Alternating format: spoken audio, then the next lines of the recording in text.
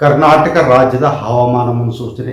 ನಾನು CS ಪಾಟೀಲ್, ಹವಾಮಾನ ಇಲಾಖೆ, ಬೆಂಗಳೂರು. ನಾನು ಮುಂದಿನ 7 ದಿನಗಳವರೆಗೆ ಕರ್ನಾಟಕ ರಾಜ್ಯದ ಹವಾಮಾನದ ಮುನ್ಸೂಚನೆಯನ್ನು ಸಂಕ್ಷಿಪ್ತವಾಗಿ ವಿವರಿಸುತ್ತೇನೆ. ಇಂದು ಕರಾವಳಿ ಜಿಲ್ಲೆಗಳಲ್ಲಿ ವ್ಯಾಪಕವಾಗಿ ಮಳೆಯಾಗಿದ್ದು, ಉತ್ತರ ಒಳನಾಡಿನ ಜಿಲ್ಲೆಗಳಲ್ಲಿ ಹಲವು ಕಡೆ, ದಕ್ಷಿಣ ಒಳನಾಡಿನ ಜಿಲ್ಲೆಗಳಲ್ಲಿ ಕೆಲವು ಕಡೆ ಮಾತ್ರ ಮಳೆಯಾಗಿದೆ. ಪ್ರಮುಖವಾಗಿ ಹೊನ್ನಾವರನಲ್ಲಿ 13 ಸೆಂಟಿಮೀಟರ್, ಮಂಕಿ ಉತ್ತರ ಕನ್ನಡ ಜಿಲ್ಲೆಯಲ್ಲಿ 10 ಸೆಂಟಿಮೀಟರ್, ಕಾರವಾರನಲ್ಲಿ 9 ಸೆಂಟಿಮೀಟರ್, ಕೆಂಬಾವಿ ಯಾದಗಿರಿ ಜಿಲ್ಲೆಯಲ್ಲಿ 4 ಸೆಂಟಿಮೀಟರ್, ಆಗುಂಬೆಯಲ್ಲಿ ಕೂಡ 4 ಸೆಂಟಿಮೀಟರ್ ಮಳೆಯಾಗಿದೆ.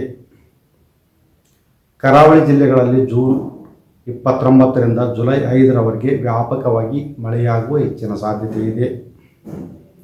ಉತ್ತರ ಕನ್ನಡ, ಉಡುಪಿ ಹಾಗೂ ದಕ್ಷಿಣ ಕನ್ನಡ ಜಿಲ್ಲೆಗಳ ಕೆಲವು ಕಡೆ ಭಾರೀ ಹಾಗೂ ಅತಿ ಭಾರೀ ಮಳೆಯಾಗುವ ಸಾಧ್ಯತೆ ಇದ್ದು,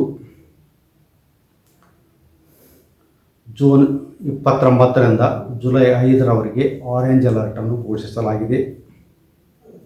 ಬೆಳಗಾವಿ, ಧಾರವಾಡ, ಶಿವಮೊಗ್ಗ, ಚಿಕ್ಕಮಗಳೂರು, ಹಾಸನ ಹಾಗೂ ಕೊಡಗು ಜಿಲ್ಲೆಗಳ ಕೆಲವು ಕಡೆ ಭಾರೀ ಮಳೆಯಾಗುವ ಸಾಧ್ಯತೆ ಇದ್ದು, ಜೂನ್ 29ರಿಂದ ಜುಲೈ 5ರವರೆಗೆ ಯೆಲ್ಲೋ ಅಲರ್ಟನ್ನು ಘೋಷಿಸಲಾಗಿದೆ.